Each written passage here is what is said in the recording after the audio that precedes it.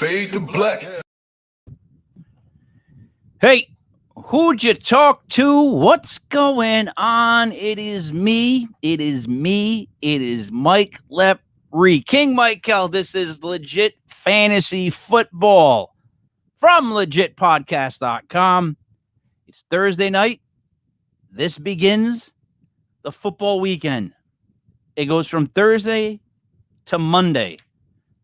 Here we go. Joining me as always, Brother Ray. Brother Ray, how are you tonight? Locked and loaded, King. We're ready to go. I mean, a good game tonight, Carolina, Houston. I am curious to see this game tonight. You are very well groomed, shaved, the beard, everything. It's looking real good. I got to tell you that much right now. I got the memo, King. I got the memo from up high, so I had to get it done. Yeah, they said I can go with the Wolfman Jack a couple months longer, so we're going to see how that works out. Enjoy while you can. Speaking of the 70s, Genius Kev, what's up, buddy? What's up, King? I was just going through some prep work for the game tonight. I'm excited about it. Can't wait to debate it. But just to let you guys know, I did bring my fire extinguisher to keep the Human Torch M1 in line. So don't worry if he gets a little out of hand. I'm ready to cool him down. So here he comes out of his car, I think, again. And every now and then in the show, you'll hear him open the door, and you'll hear beep, beep, beep, beep in our show. And I love it. But here he is, M1 Mastradamus, Mr. Never Left. What's up, Matt? That's not true at all. That is not my car door. It's a Brinks truck. I want all the options when I'm buying a truck. I want to hear it go beep when I'm backing it up. I swear. Right? Listen, you can't cool down the uncoolable. I am so on fire right now, Genius Kevin. And I'm going to be the only one watching the ship sink with all the people jumping on the Carolina bandwagon tonight. Yeah, you are. All right. What we're going to do is, I'm just being honest. Like, I think a lot of us in the room like Carolina. Let us now review and recap. I like either word. Last week's games. Here's what we're going to do, guys. We'll take like two guys per game. So one person has to stay out of one game just to speed it up a little bit. But if it's a game you really want to speak on, just speak. Right? If you're left out and you really want to talk about it and it's really that important, speak. Matt, that doesn't mean every single time, though. Ready? All right. Game one. The New York Football Giants on Thursday lost to the Washington football team 30-29. Great game. I'm going to hold off on that one. I'm going to go last. Matt, you go first. Danny Dimes showed me a lot. Heineke showed me a lot, too. A very entertaining game. That's all I got to say. All right. Brother Ray? Again, I share the same thing with my team. I mean, but the offensive line actually played well. The quarterback played well. The coach is not ready for prime time. Kev? Yeah, I'm going to agree with what these guys said. We talked about this game on other shows, so I won't get any further than that. But, Tyler Heineke, he's not amazing, but he's decent. I don't think the Redskins' defense is as good as advertised. The football team. The football team defense probably not as good as advertised. Ron Rivera called him out this week, so we'll see what happens there. But still, Amon Diaby Brown, at least until Curtis Samuel comes back, he's out on every route. You guys need to pick somebody up. Look there. Okay, so I'm going to do this list again because I like to say it. What are Alvin Kamara, Austin Eckler, Ezekiel Elliott, Jonathan Taylor, Saquon Barkley, and Chris Carson all have in common? Brother Ray, what do they all have in common? They like to torture me? I don't know. They all have less rushing yards and rushing touchdowns than Daniel Jones. Imagine that's a week 2 stat. So the Crazy. Football game, I'm going to talk about it one last time. The Giants, I want to sue the New York Football Giants organization for mental and emotional trauma. Like, what they do to me on a weekly basis should not be done to people. And like, all these people, they stand up because they don't like certain words or certain causes. Help me out. Like, I shouldn't have to be a football fan that every week dies inside because this team refuses to fix what they haven't been able to fix in 10 years. The defense looks shoddy. I don't understand that, right? The offense, I swear to you, the only good thing on that offense right now to me, and it has been, is Daniel Jones. But he ends up being the scapegoat. Sterling Shepard. I'm just saying, he ends up looking like the scapegoat because of the way the team plays, right? He gets hit all the time. He's always taking a shot, right? The other quarterback with a higher PFF ranking is Tom Brady. Tom never gets touched. He never gets touched in Tampa. Daniel Jones, on every throw, you know he's about to get hit right before he releases it. They knock him down. They shove him.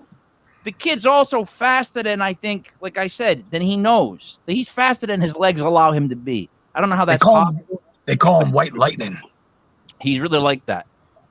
This football team has to get a couple of cheap wins, like Atlanta, and stay in the race, because the Cowboys, the football team, and the Flegels are all just not really good. So if they could just win a couple games and get some sort of a roll going, they could actually win this division still at 0-2. I say that because I really think the division stinks. All right, that's all I wanted to say about that. Let's go on to the Patriots at the Jets. The Pats dropped a 25-6 beating on the poor Jets.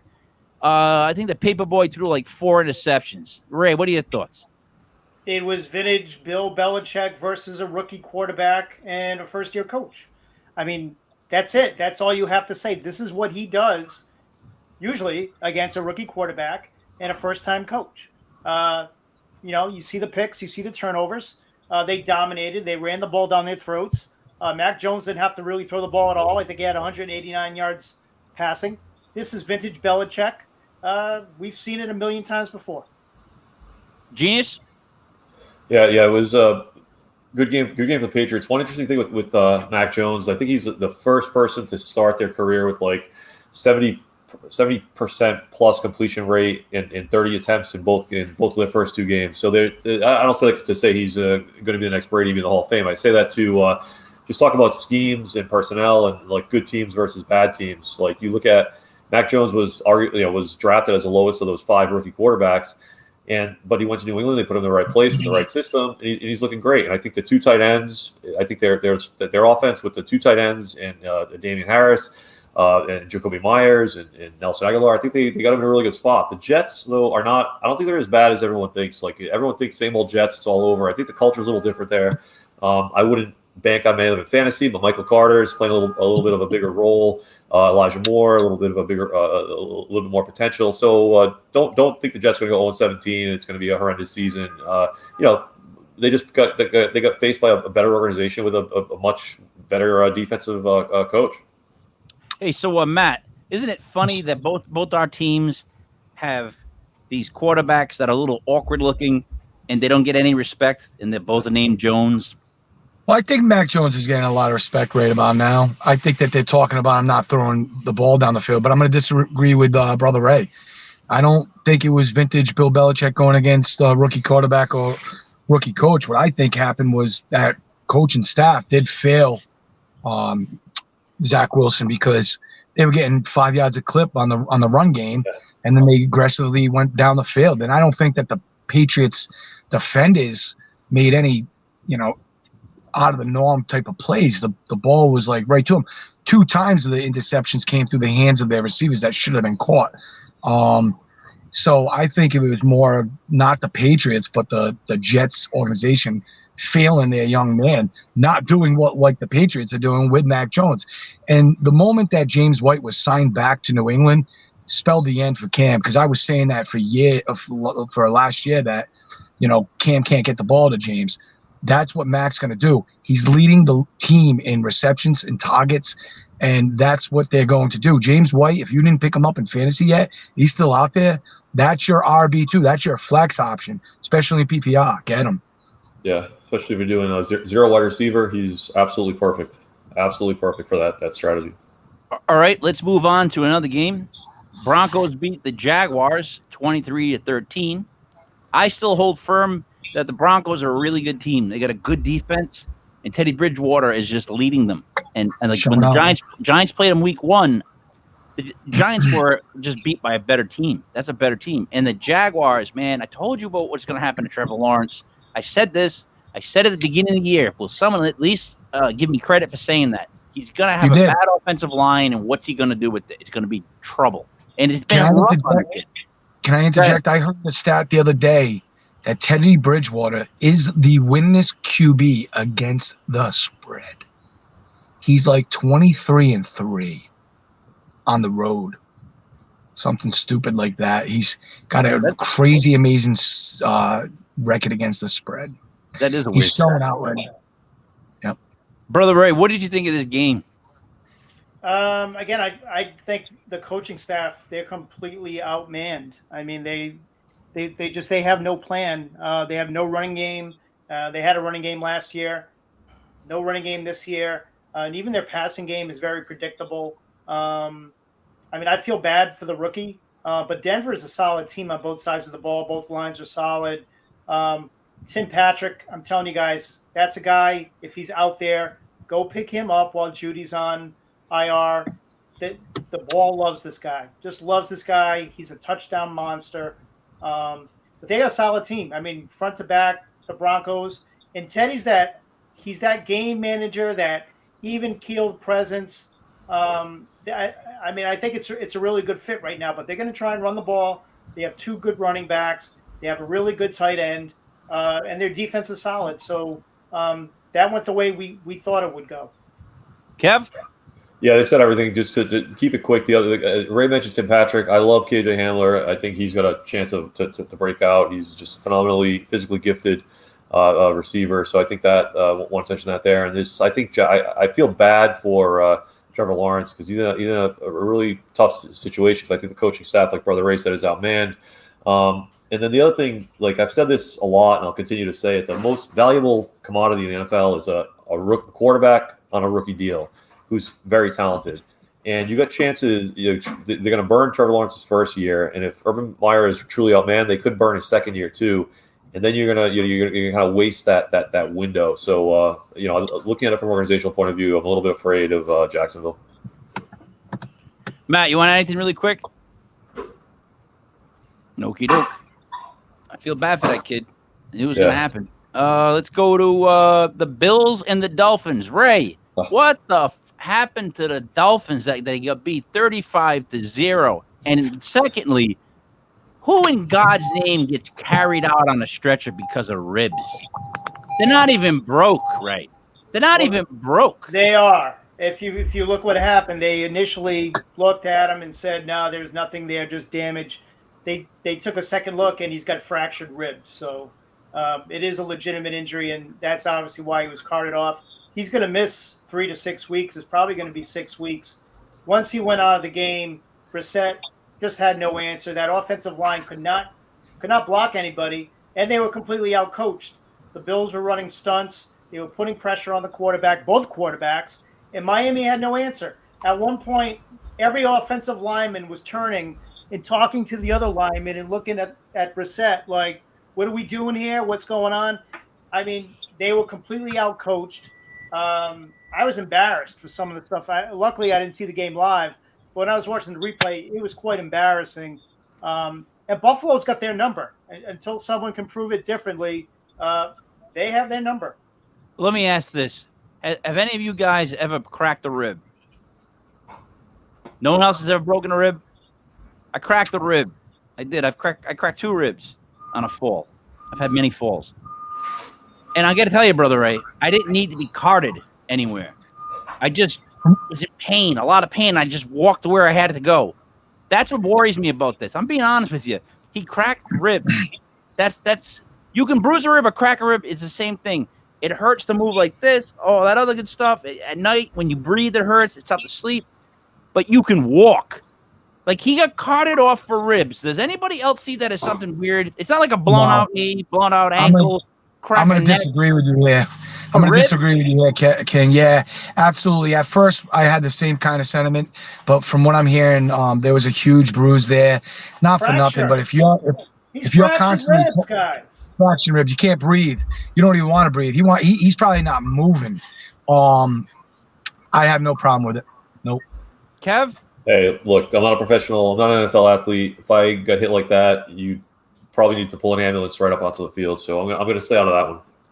All right, but I'm going to tell you to remember this date, remember this moment into his career, because if he proves to be somebody that's not very tough, I'm going to bring it back to this: carted off for ribs. You can you can look it up in the NFL, like how many times people have been carted off for ribs. We can only hope he's half successful as Simone Biles, okay?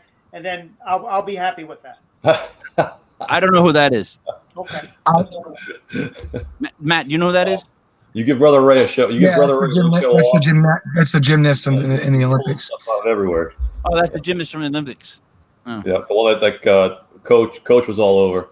That was a Dennis Miller pull right there. Jesus H. Yep. I mean, that you dug deep. You hurt your back on that reach. All right. So let's just go over the 49ers Eagles. And here's what I'm going to do. I'm going to set it up for you guys. Actually, sorry, before you move off that game, I just want to say one thing. But either way, I'm about to get up and go drink a warm beer. So I'll be right back. You talk. That's disgusting. So the Bills game, the Bills Miami. The one thing I'm worried about is Josh Allen. Like again, he was like 17 for 33, so he's barely 50% completions. He wasn't amazing in the game against the Steelers. So a little like I don't know how you regress from learning accuracy. So maybe it's other teams know the system a little better.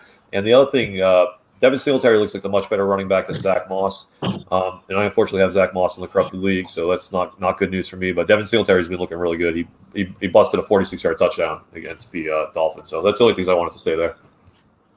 Back to you, King, right on schedule.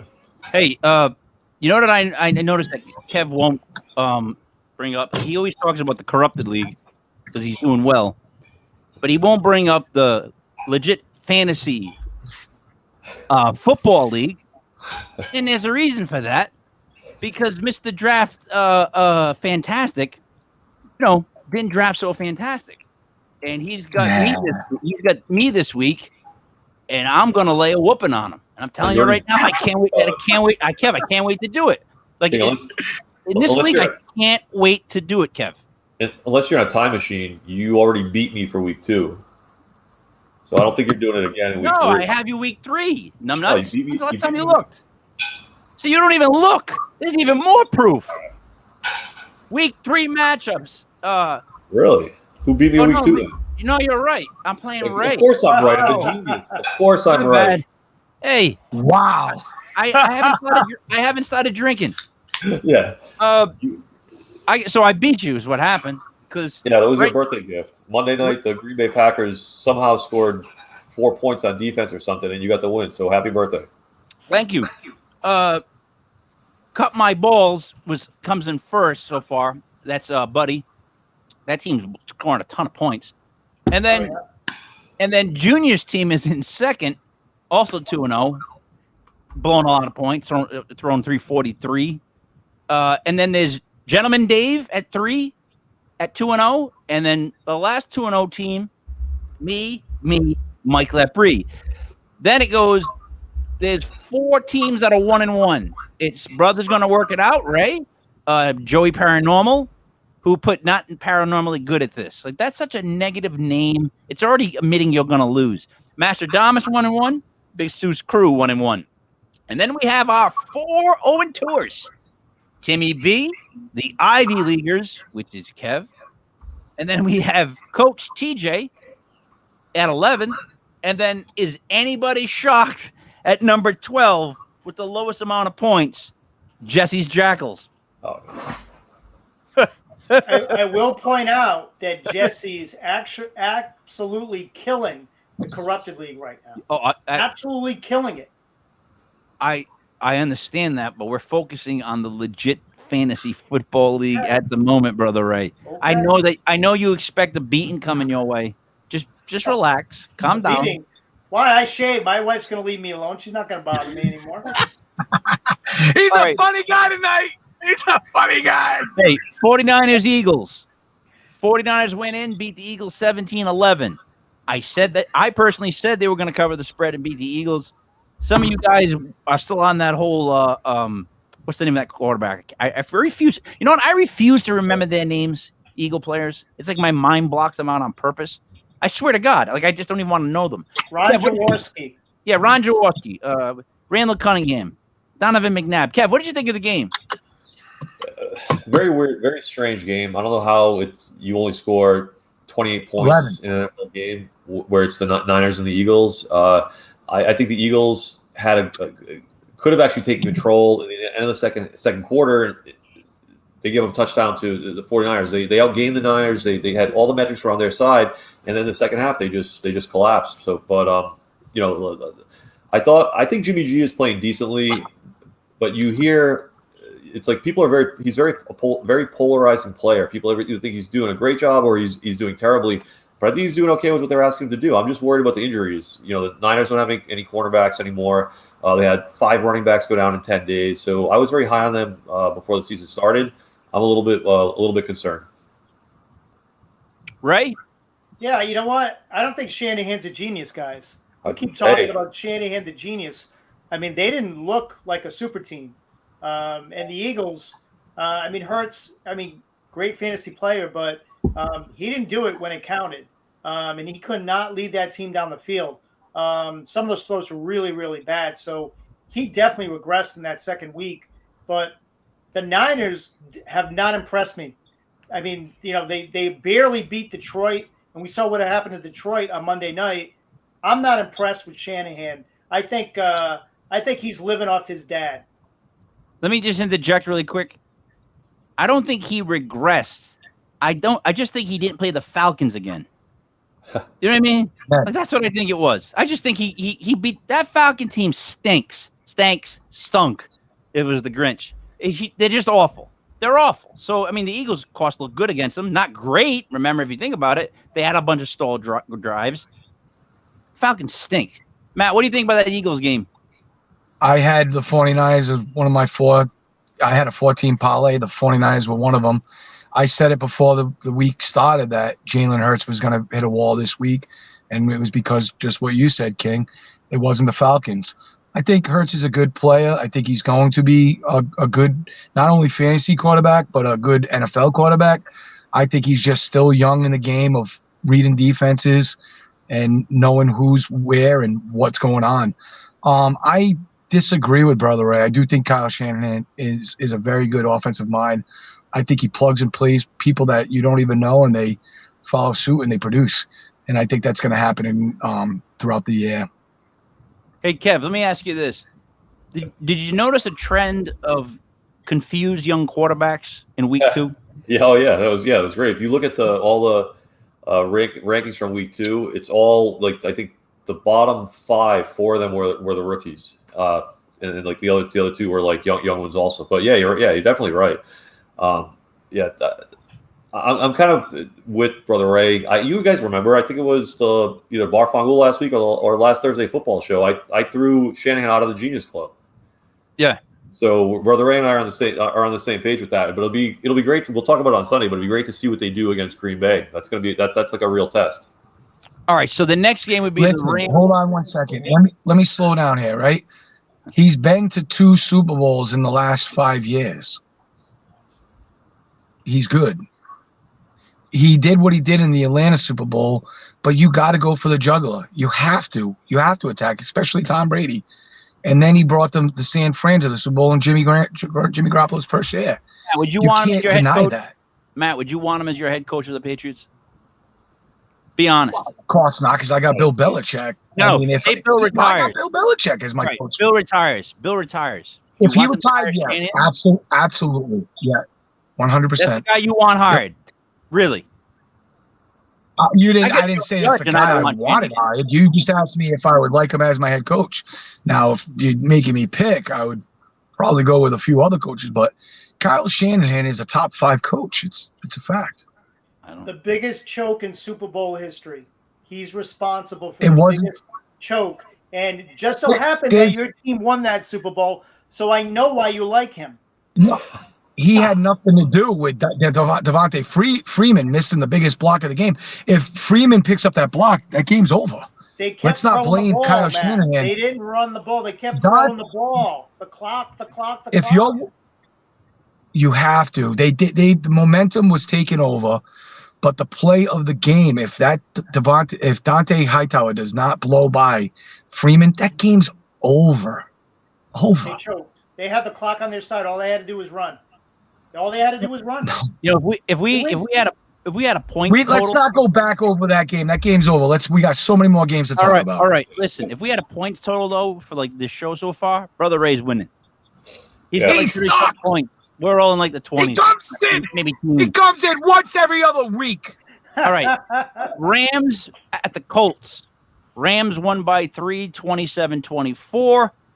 Are the Rams that good, or are the Colts not as good? And I'm going to go with the Colts are not as good. Kev? I'm going to go with both. I think the Colts are not as good. I'm not super impressed with their defense, but I don't think the Rams are that great either. If they were like the Bears ran on the Rams, the Colts ran on the Rams, and I don't think their defense is as good as it was last year. I think they're regressing there. I think that's going to be their problem, especially when they play Tampa this week. But they did. They got the win, and good for them. But I think people are a little too high on the Rams right now. Oh man, I'm going to disagree big time. And one of my locks of the week is the Rams over the Bucks. The Rams are very good, and the Colts are very good. And I like the fact that Carson Wentz is out because it's Eason season. And I think Jacob Eason is going to be very, very good. It's a 5.5-point spread, and they're going to cover. Oh, my God. All I heard was rookie card, rookie card, rookie card. That's what I think he said. I have so many of them. Listen. Ray, what are your thoughts? Yeah, I mean, the Rams only won by 3, so you got to look at that and say, all right, they didn't dominate, but it is tough to go in Indianapolis and win a ball game. It's a tough place to win. They weren't that impressive, but they found the way to do it. If that was the Rams in the past with Jared Goff, they would have found the way to lose it. I do think Sean McVay is a genius. I think he is a very competent offensive coordinator. You saw how they had different people step up this week. Woods, Kupp dominated basically the Colts. I don't know. I think the Rams are good. I think their defense, when it's all said and done, has what it takes to get them to the Super Bowl. How many teams have 3 points scored in the Super Bowl, Brother Ray? And you want to call him a genius? Please stop it. He's a genius. Genius scores 3 points. That game was so there for the taking. I'm not going to go on. Let's go on to more games. How many of the Pats scored in that game? 13. And they scored more than the Rams. Yeah. 13. Oh, okay. Yeah. I know. And Sony Michel probably should have been the Super Bowl MVP because he took over that game. But what you're telling me is they didn't have to score many points because the genius that you call Sean McVay got beat by another genius. Yeah, that's the only thing I'm going to say. The only thing I can say, Matt, wait. The only thing I can say to you, Matt, is this. So an upcoming offensive supposed genius went against one of the greatest, if not the greatest, defensive genius ever. So I can understand that. Maybe the first time. Kev, you get what I'm saying? Yeah. What are your thoughts on that game, Kev, about the Rams? Yeah, so to this game specifically, I just want to mention two things. One is on the Colts. The first is on the Colts side. The Jonathan Taylor, he had 3 carries from the 1. If the Colts are supposed to be this team with a strong offensive line and a bully running back and all that stuff, 3 straight attempts from the 1 didn't get it in. Bad sign. It's a very bad sign for Jonathan Taylor. Sign. And then you could say the Rams have a good inside defensive line, and they do. Obviously, Aaron Donald's there, but 3 from the 1, you got to punch it in. And then I think on 4th down, I think Wentz stumbled and fell or something crazy. So I'm not too psyched about the Colts because the other thing on them is the wide receivers. Michael Pittman had a great game, but who else is there? Their offense has some problems. And like I said, I don't think their defense is as good as advertised. But the Rams, the thing that worries me with them, fantasy wise, they're awesome because their entire offense is concentrated on 2 wide receivers. It's Woods and it's Kupp. And it's Stafford, obviously, he's a quarterback, and Darrell Henderson when he's healthy. It's an awesome fantasy football situation, but in real life, I think that only gets you so far. All right, we're going to speed it up because we're 6 games in, 10 to go. The next game was the Raiders at the Steelers. This is one that I saw coming. I just did, and the Raiders won 26-17. Matt, quick thoughts on that game? I'm with you, King. I had the Raiders. I said that there was an easy spread to cover, and I had them winning outright. I called that. I do believe the Raiders are looking on the upward trend.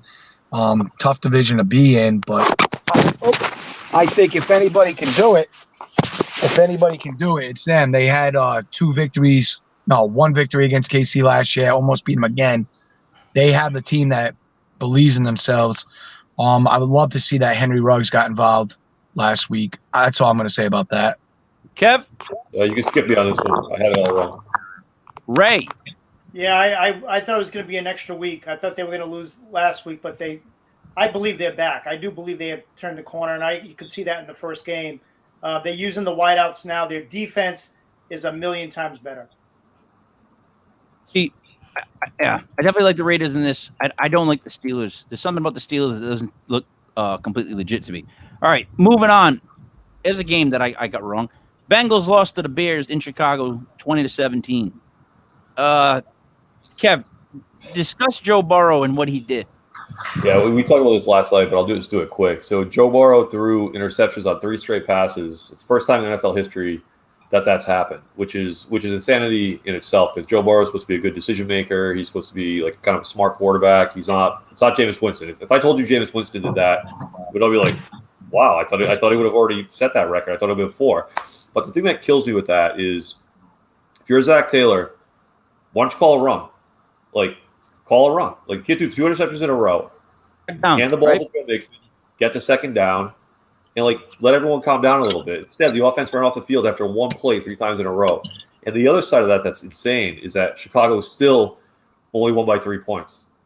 They had basically 6 possessions in a row if you count their possessions plus the interceptions, and they only won by 3 points. So now Brother Ray, what I said to Kev last night was, what bothers me is the kid was not seeing something 3 times in a row. Do you know what I mean, Brother Ray? He was trying to make the right pass 3 plays in a row, and he's not seeing the defense correctly at all. That's a perfect example. What did you think of that? Yeah, you know what, to be honest with you, I blame the play caller. I agree with Genius. At that point, Taylor, he's got to get a hold of the game and say, listen, I know Mixon's not having a great game. Give it to somebody else. Throw some screen passes. Give the kid some confidence. The one thing I do like about Burrow, though, is he kept throwing the ball. After that first pick, he threw it again. After that second pick, he threw it again. I want to see that in my quarterback, so they're not scared or gun shy. But Taylor's to blame.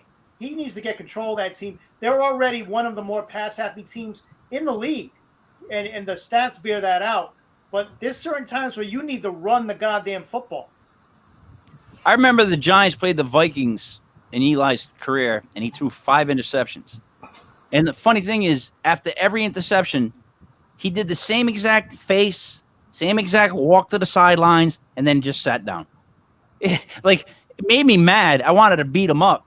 But, I'm thinking, in retrospect, he handled it perfectly. Whatever. I got to get past it. I got to go on to the next thing, Yeah. Matt, you want to touch on this game? I had the Bears in a 14 parlay with the Raiders, Pats, and San Fran, and I saw this coming. The Bengals are not a decent team. I don't think that the Bears are a decent team either, but I just figured that they had the better defense, and I usually go with the better defensive team over the team that has no defense. All right. Moving on to the next game, the Texans and the Browns. The Browns beat the Texans 31-21. Kev, what did you think? Yeah, not a lot to say on this one. We could probably get to it very quickly. The worst thing about that game was that Tyrod Taylor got injured. So that guy just can't catch a break. But he had Houston playing like a professional football team, and that was kind of good to see. The Browns are a weird team. They got up and they just kind of chugged along. I don't think you can read a ton from this game, except that Jarvis Landry got injured, and Odell Beckham Jr. is going to be in next week. But I didn't see a ton there. I think Houston takes a big step back, losing Tyrod Taylor. Right? The Browns have a problem throwing the football. I mean, none of their wide receivers are stepping up. I mean, Beckham's still down. They've been completely no-shows. Peoples-Jones has not stepped in. The one kid I think is going to make a difference, and he made a difference in that game, probably won the game, is Demetric Felton, the rookie from UCLA. They're going to use him as a slot wide receiver while Landry's out. This kid at the Senior Bowl, he played with the wide receivers. So I think you're going to see him get the ball. They're going to use a lot more 2 tight end sets with Hooper and Bryan and Ojukwu, but they need to fix that passing game right now because it's not very good, and you can't beat the Chiefs unless you can throw. So I follow a lot of like podcasts for like certain teams, like local teams, or podcasts that are local to certain teams. Baker Mayfield's got a shoulder injury. That's I don't know if it's been admitted, but I'm more on the down low. Baker Mayfield is suffering with a shoulder injury. It came up in one of the practices. Something was mentioned, but if you watch the way they're breaking it down, the way he was passing it, he suffered a shoulder injury, and I don't know if the Browns want to come out and say it. So that's what I heard, and it makes sense if you watch some of the passes come up a little short, as they say. Matt, your thoughts? I call myself Mastradamus for a reason. I see things. I see the future before the curve happens. This is what is going to be the next headlines, right? Last year, the Chargers had Tyrod Taylor as the starter. Luckily, their own doctor poked him, and he was out, and they gave Justin Herbert a chance. Now Tyrod Taylor is out again, and it's going to make Garrett Mills step in, and they're going to see something with him, and it's going to be a passing offense. This Houston Texan team has been scrappy thus far this year. I loved what I've seen from them, and tonight they're going to upset a lot of people. Ray, did you touch on this? Yeah, I think I just touched on it. Yeah, you talked about this. Davis Mills is not. I don't think so either. Herbert. He is not Justin Herbert. Let me just. I'll say that. We'll talk about that game later. But yeah, we'll talk about it later. Who is Justin Herbert? To agree with what Brother Ray said about the Browns earlier, like their offense, they don't look downfield, they don't take deep wide receiver shots, and like defenses figure that stuff out. Look what happened with the Saints with Drew Brees, who's one of the best quarterbacks of all time. When he couldn't throw deep, everyone comes up. The safeties come up, everything. And if Drew Brees and Sean Payton couldn't figure it out, there's no way Baker Mayfield's going to figure it out. So if he doesn't start getting aggressive, whether it's a shoulder or not, or the wide receivers, the Browns are going to probably exit a little earlier than they should. All right, going over to Carolina, the Saints got beat by the Panthers at home, 26-7. Sam Darnold looks like a kid who was like rescued from like Hurricane Katrina. That's how happy he looks. Brother Ray?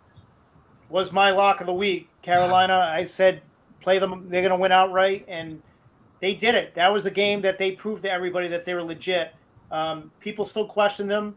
I think they're going to do it again tonight, but Joe Brady is the best coach in the league, and I have no problem saying that. He will be a head coach. He was almost a head coach this year. He will be a head coach next year. And the dynamic of going against the Saints, I mean, he coached with Sean Payton, so he knows what Sean Payton is trying to do on offense. And they're playing incredibly well on both sides of the ball. Both lines are playing strong. They're a team on the rise right now, and people need to start taking them seriously. All right, Kev, did you want to? Yeah, I'll be quick. I agree with what Brother Ray said, but if he's a 10, I'm like an 8. So that I think their offense is a little bit suspect at times, but again, Carolina's on a rise. Like I'm an 8, Ray's a 10. The thing that I want to say though is New Orleans has big problems. Like I think that first game was probably the worst thing that could have happened to them. Jameis Winston hasn't thrown for 150 yards in either one of the two games. He had a horrible game. But they don't have any playmakers on offense besides Kamara. Like I don't know what they like how they're going to move the ball downfield. I really don't. Like if you look at it, who's it going to be? You have Kamara, you have Callaway, you have Jawan Johnson, you have all these guys that they're really not that great, and you have Jameis. And I think New Orleans is trending down, and I think I think they're going to be. By mid-season, we're going to be like, wow, why were we so high on them after that first game? Matt, you want to be quick on it? Absolutely. I know Brother Ray is high on Carolina. I said it to you guys earlier in the text message, just what Kevin just said. 128 in the first week for Jameis throwing, 111 in the second week. It's not a big victory to beat the Saints, as we now see. And they also beat the Jets. So, good luck. All right. Vikings at Cardinals. This is when I won by the spread because I feel like the Vikings are better than they've been playing. Cardinals at home, though, won 34-33. Matt, thoughts? I was on. This is one that I lost, and I didn't lose many last week. I also walked into the trap of the Saints against Carolina. I don't have much to say about it, but I like what I see out of the Vikings. But boy, oh boy, I said the Cardinals were a Super Bowl contender. Halfway through the game, I was like, boy, oh boy, do I regret saying that. But the way that they came back, that offense is fantastic, and they got a lot of playmakers all over it. I like what Arizona's doing. I love what Kyle Murray's doing. I'm still on the Arizona Cardinals bandwagon. Kev? Yeah, the Arizona offense is like a pinball machine. It has the entire personality of Kyle Murray. It's crazy. It's frenetic. It's so much fun to watch. As long as he's healthy, they're gonna score a ton of points. And like Rondale Moore, we talked about him a couple of times. This last week was his coming out party.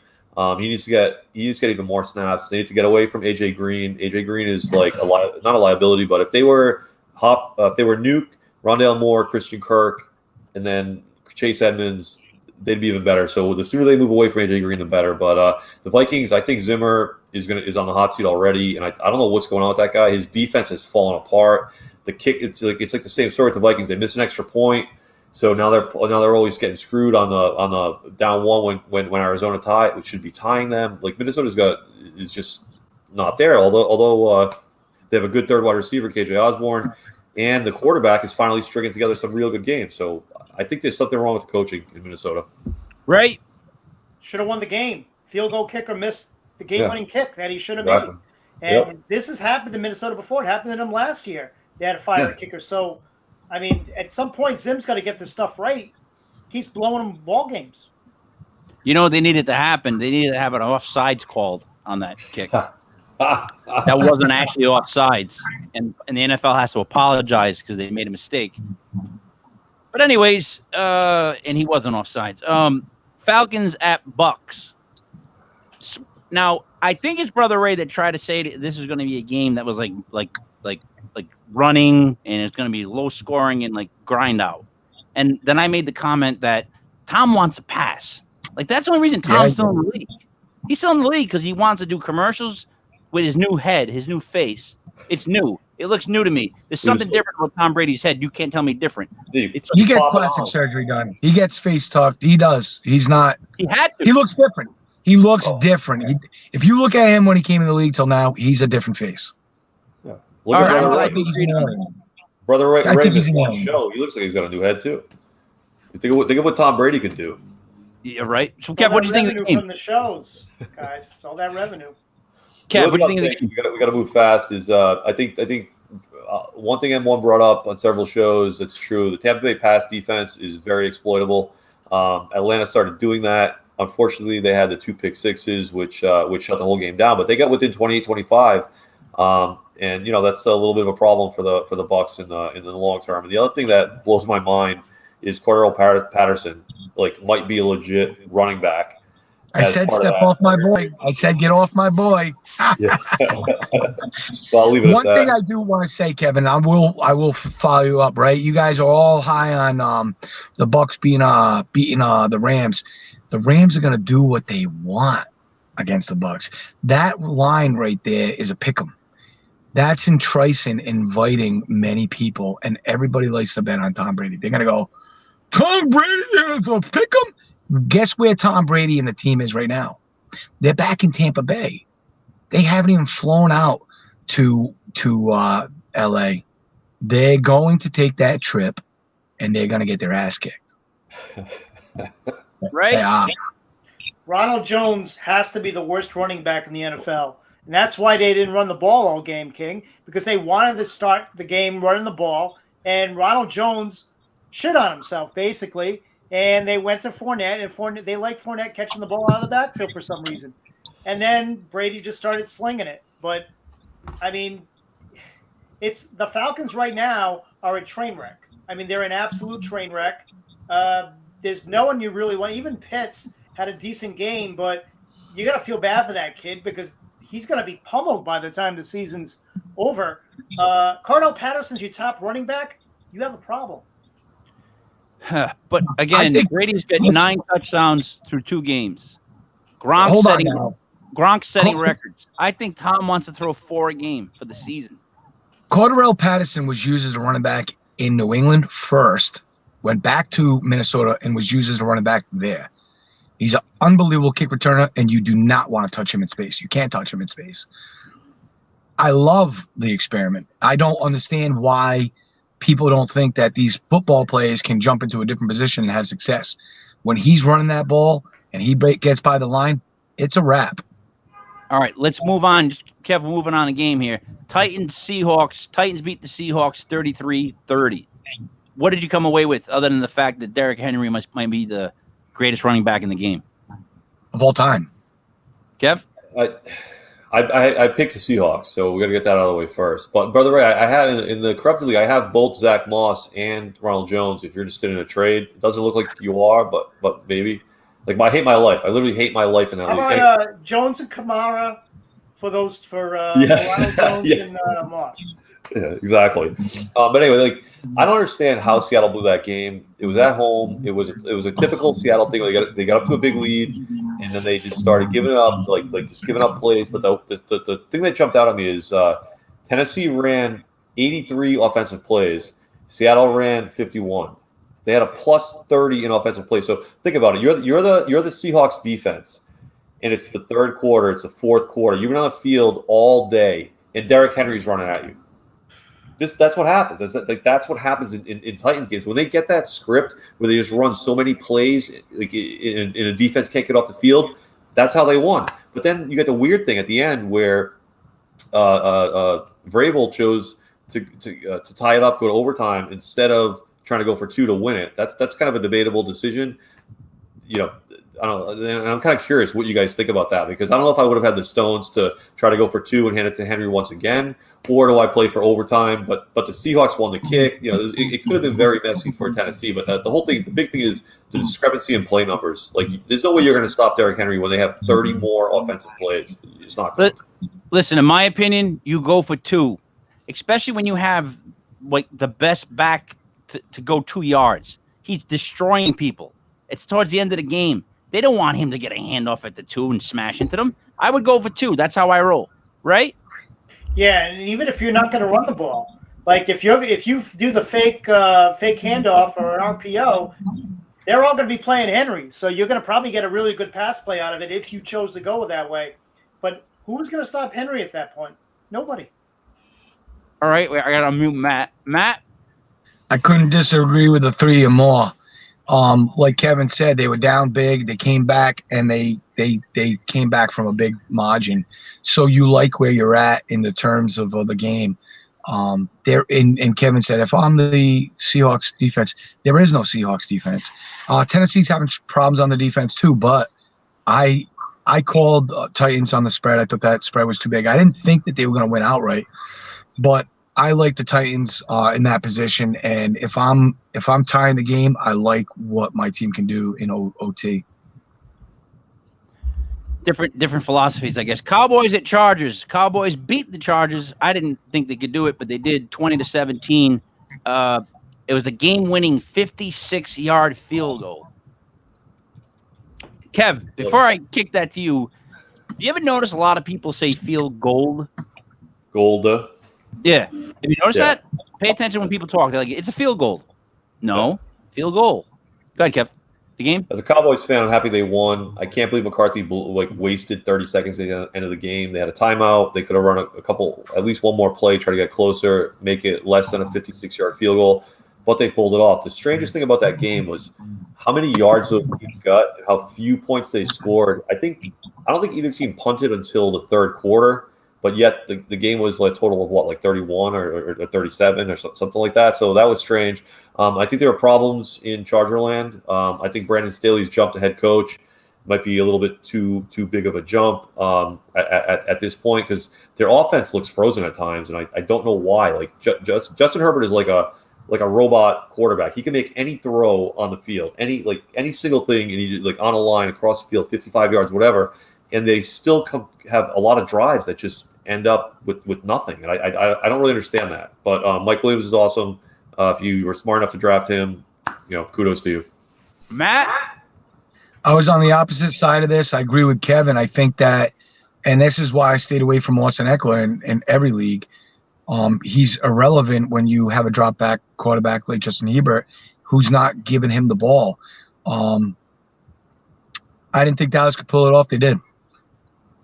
Ray, I want you to touch on this game quick and then move into the Chiefs getting beat by the Ravens in Baltimore 35-36. I think Dallas and the Chargers are both the same. They both have the same problems, and you can see it by the way they play. They can't score touchdowns. Like their defense would get up field and they would stall. I think the Chargers are begging for Anthony Lynn to come back. Seriously, their offense was a lot better with him, and even their defense with the people that they have should not be that bad. Now, what's the other game we want to look at, King? Go into the Chiefs getting beat by the Ravens in Baltimore 36-35. I mean, we all looked at that this could be the opportunity for Jackson to kind of prove himself. And to be honest with you, he did what he had to do to win the game. You know what? You may not like him. You may not think that he's a great passer. And, yeah, he uses his legs. But the problem is when he uses his legs, he is unstoppable. You can't stop him. He moves the chains. And you know what? I give them credit because they came out and they won that game with all the injuries that they've had at the running back position, at losing Peters. They did what they always do, Baltimore. They find a way. And, they beat the Chiefs.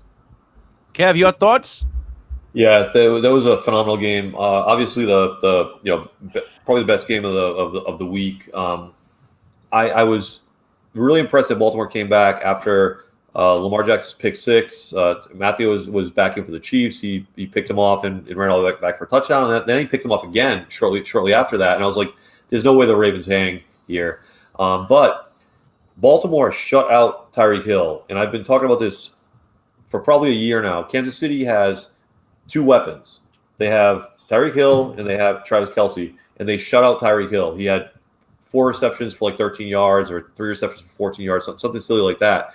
And if you can do that, it's going to be tough for Kansas City to win. But then I flipped the coin over, and I'm like, but after Baltimore did that, and they had the ball for like 34 minutes and all this crazy stuff, the Chiefs still put up 35 points. I don't know how they score. They score incredibly fast. And you have to have everything go perfect to beat them. And Baltimore did that. That fumble at the end. If Clyde Edwards-Helaire doesn't fumble, Kansas City probably wins the game. So I've been like preaching like peak Chiefs, and I think they're going to start their downward slide. But like they put up 35 points and lost by 1 with like Tyreek Hill getting 13 yards. You know what I mean? Like I think I might be a little ahead of myself on that call. Matt? Muted. Oh, all right. Hold on. Go again. I had the Ravens on the money line. I think I was probably the only person in the world that did. I seen the line at 3.5. Of course, when Lamar Jackson threw the pick six, I was worrisome. But I'm a big time hater of Lamar Jackson, but I was smart enough to take him in like every league. He is a QB1. I think he's going to be dangerous when Rashad Bateman comes back. That's your division winner in the North.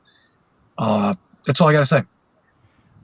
So what I'm going to say is that as good as Lamar was in that game, his inability to really throw will cost them eventually. Like he did what he's good at, and that's why they won, right? He ran, did all that stuff. I'm just thinking eventually he's going to come up against a defense that stops him from running, puts a spy or two in there, and can't stop him, but contains him a little bit and forces him to throw. I'm not a big believer in Baltimore, even though they did beat the Chiefs. Going through the Monday night game, the Packers at home looked like they were going to get beat at first by the Lions, and then ended up winning 35-17, ruining the point spread. Kev, what you think of that game? I'll be fast. I bet Packers when the line first came out, Packers minus 10.5. Was a little worried at halftime. Then in game, when you and I were hanging out, King, I bet them Packers minus 7.5. It hit both, so I was happy with it. I think Green Bay, they righted the ship a little bit, but it was against Detroit. I think Detroit is who we think they are. They're going to play hard. They're not going to give up. Their offense is going to go through Hawkinson and Swift. And Quentin Cephas, I think, has carved out a little role.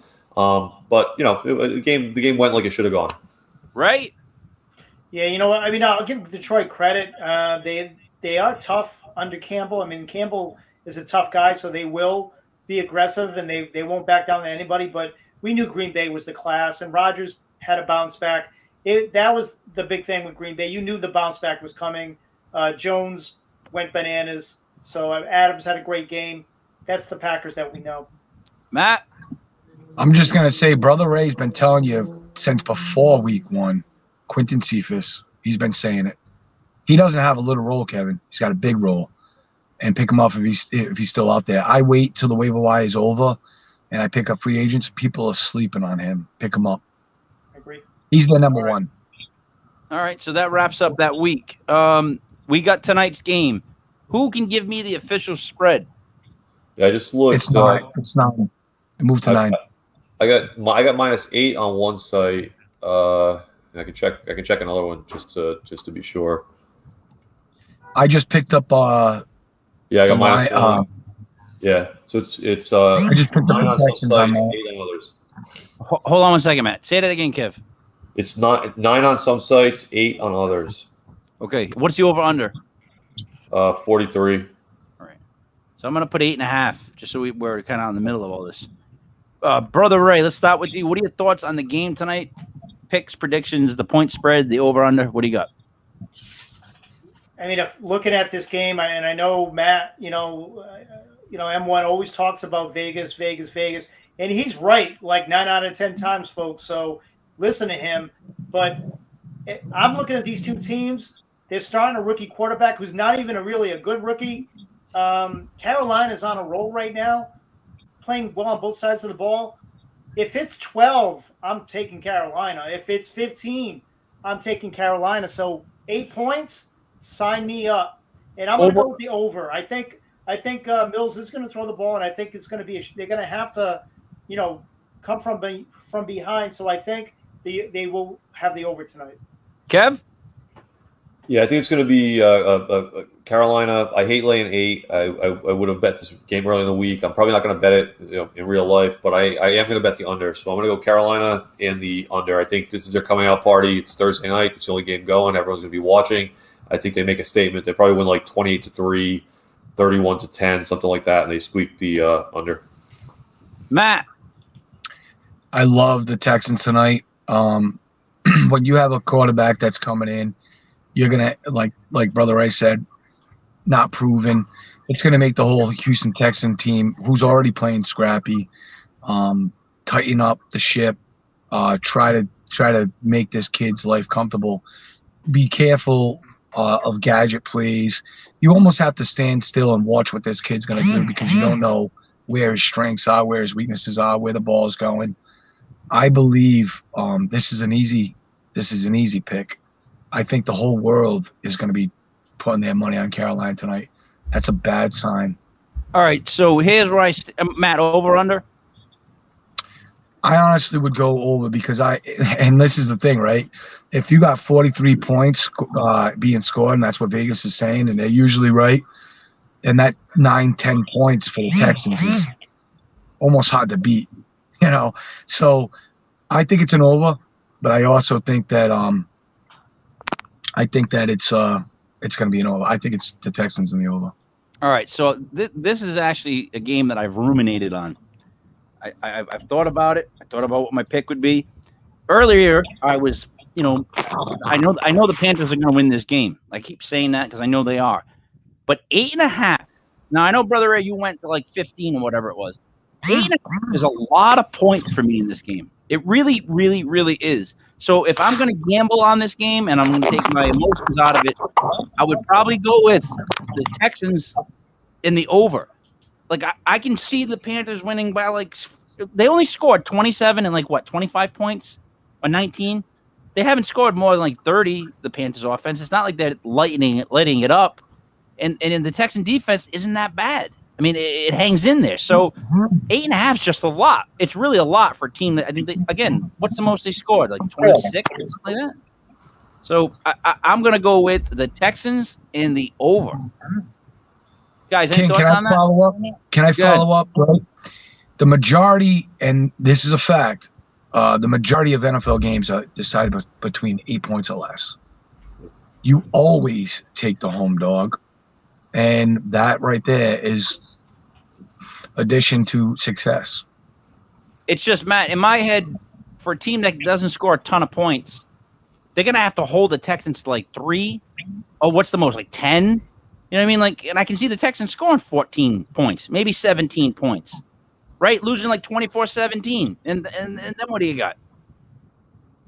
Yeah, guys, I think if Tyrod Taylor's playing, I do like them getting the 8 points or 8.5 or 9, whatever it is. But without Tyrod Taylor and Davis Mills, man, I don't know. There are a couple of things I want to talk about, though. We talk about first touchdowns. We like to bet those. There's a couple of bombers tonight, I think. Guys, throw $5 on it. Good chance of scoring. I think if you look at Carolina, Dan Arnold, he had a great game last week, 50 yards, 4 or 5 receptions. He could be a sneaky guy. Put $5 on him. You're going to make some money. For the Texans, 2 guys. Pharaoh Brown, okay, tight end. Week 1 had an incredible game. He looked like Mark Bavaro in that week 1. And then last week he did absolutely nothing. So he could be somebody in that first drive. And Anthony Miller, folks, is suiting up for the Texans tonight. He is a sleeper for fantasy, folks. They just lost Nico Collins. There's a wide open, that wide receiver group is wide open to be taken over. I think he was misused in Chicago. And I think Anthony Miller is going to prove to Chicago that they made a mistake this year. So he's somebody who's a sneaky pickup in fantasy, and he could be someone that gets that first touchdown tonight. Matt, anything you want to say before we wrap it up? No, I'll follow Brother Ray on that. I had Jordan Atkins, but I'll go with what Brother Ray just said. Absolutely. Kev, anything to say before we wrap it up? Yeah, the thing I want to say quickly is I just looked at 2 different books. One was 8-point spread, one was a 9-point spread. So you go by what Mastradamus said, most games are decided by 8 points or less. If you want to get the Texans, you got to get that +9. You have to have multiple outs. You can't just have one site that you always bet on. +9. I wouldn't if I was Houston, that's what I would go with. But I'm going with Carolina. I actually convinced myself, and hearing what you guys are saying, I just bet Carolina -8. That point could be all the difference. You know what I mean? You guys have to look for that stuff. You have to be like aware and watch the lines move and everything else. So that's it. Raymond, anything you want to add before we leave again? Now looking forward to tonight's game, and look forward to being with you guys on Sunday to talk about Week 3. I'm on fire! I can't wait for Week 3. All right, this was Legit Fantasy Football, brought to you by LegitPodcast.com. For Mastradamus, Genius Kev, Brother Ray, it is me, Mike Lepre, King Mike L. Make sure you're there on time, 11 a.m. Sunday morning. We're going to go through all the games. We're going to give you all the winners. And we're going to give you all the people you need to start or sit in fantasy football. All right? Smarten up. We'll see you guys Sunday morning.